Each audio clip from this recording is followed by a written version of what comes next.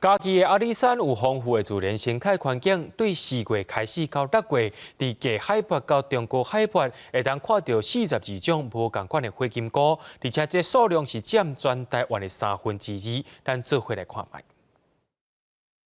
暗暝的深山林内，火金菇闪闪四四。嘉义县阿里山地区4月就开始看得到火金菇。为着要推广生态观光，阿里山国家风景管理处配合泰兴水利工化在内的10个社区，当咧举办火金菇的观光活动。我们有跟社区特别有跟他们合作，然后又请就是特教中心这边来跟我们合作就是教育那个萤火虫的生态。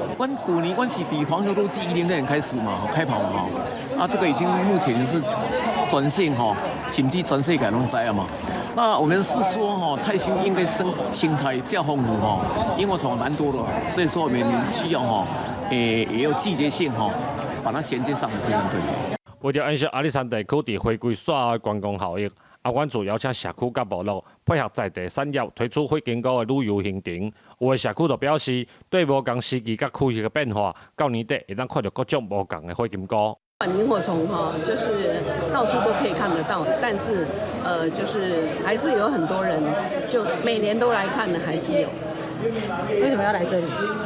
这里有什么特别吗？因为这里有很多的风景区可以搭配的，晚上看萤火虫，白天玩风景区这样子。4到6月是黑翅眼跟端黑眼这2种萤火虫。